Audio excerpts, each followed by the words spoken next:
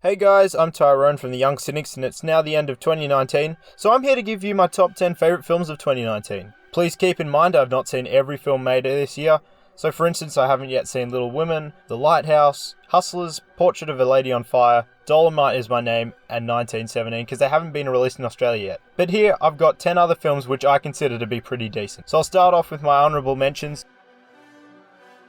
So the first one is Knives Out. I'm a big Rian Johnson fan and I've enjoyed all of his films so far, and this was no exception. The cast is fantastic. Daniel Craig, Ana de Armas and Chris Evans all have really strong performances. The story plays out like a great classic murder mystery. It has some really clever moments which makes you question the story, as the film doesn't take the classic structure of a murder mystery. I really enjoy this one and go check it out. The next mention is Ford v Ferrari.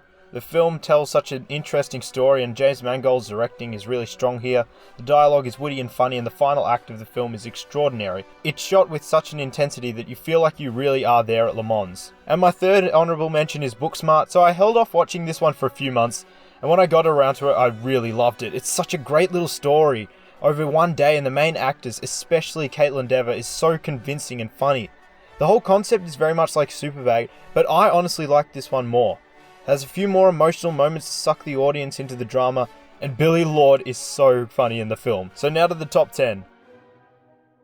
Number 10 is Jojo Rabbit. It's a charming little film. The performances are great all round. The set design is marvellous, and it does such a great job capturing the look of a World War II small town.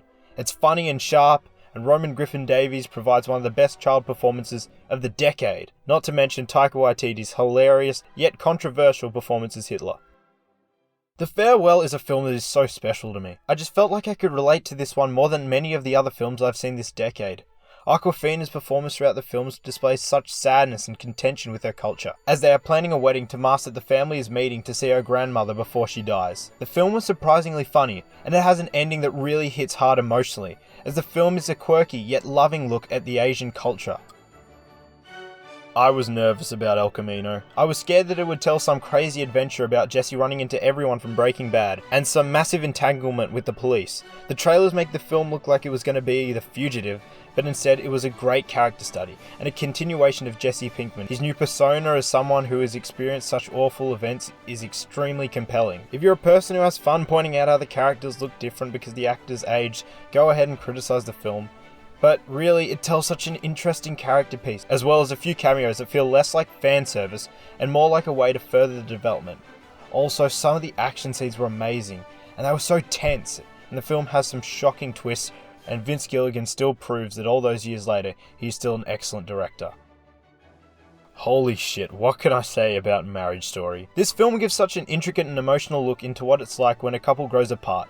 And Adam Driver and Scarlett Johansson provide two of the best performances of the decade. I'm sure you've seen the clip of the two shouting at each other and how incredible it is. The film has some really clever edits and cinematography, and the dialogue is not only deep and incisive, but also funny in several moments. Laura Dern and Alan Alda are also really strong, and it is the writing, directing and acting that really makes this film the success it is.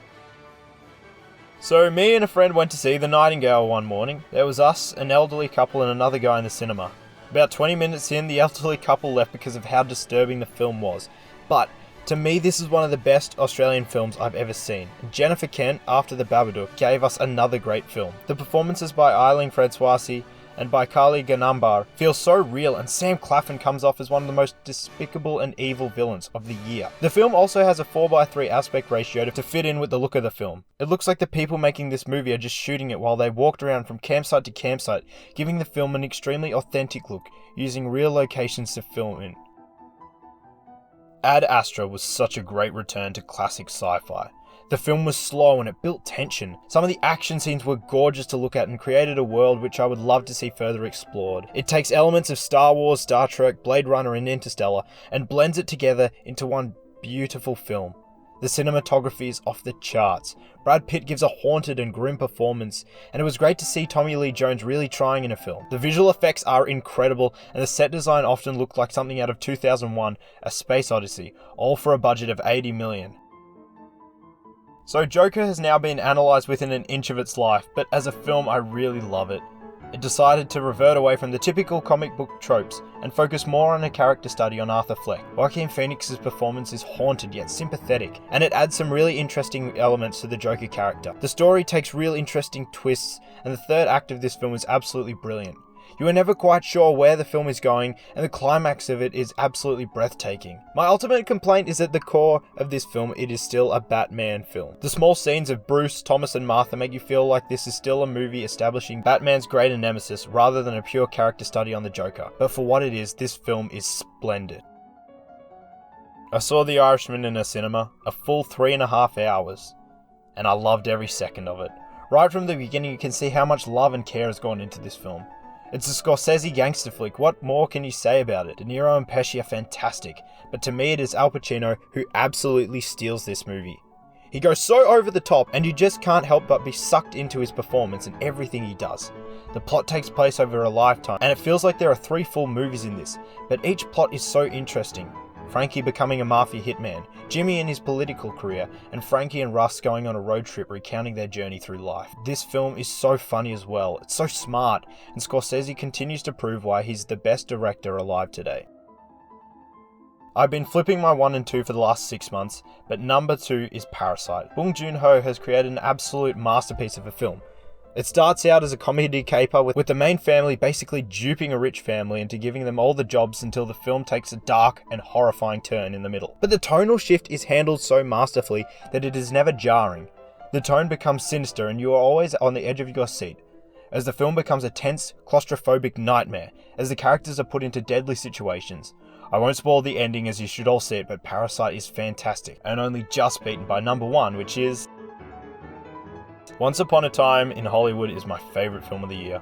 As a massive Tarantino fan, I was so excited to see this. The cast was exceptional, with Leo and Brad Pitt giving 2 of their all-time best performances. The film has so much care and attention put into it.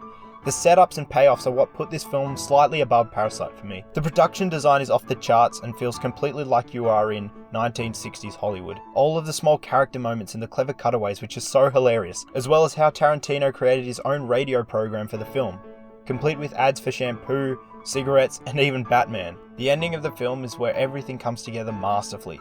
Everything set up throughout the film in a cutaway or just a regular scene comes back together, as Tarantino goes for an ending similar to that of Inglourious Basterds. It's so gloriously violent, it will make Tarantino fans delighted to see it. So that's my list. Did you agree? Did you disagree? I'd love to know what you thought. Leave your personal list in the comment section below, and please like and subscribe to The Young Cynics. We're a new channel and any support right now would be greatly appreciated. So until next time, bye! At normal speed,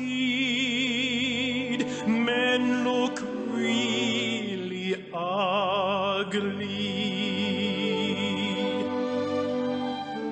Men look much better in slow motion.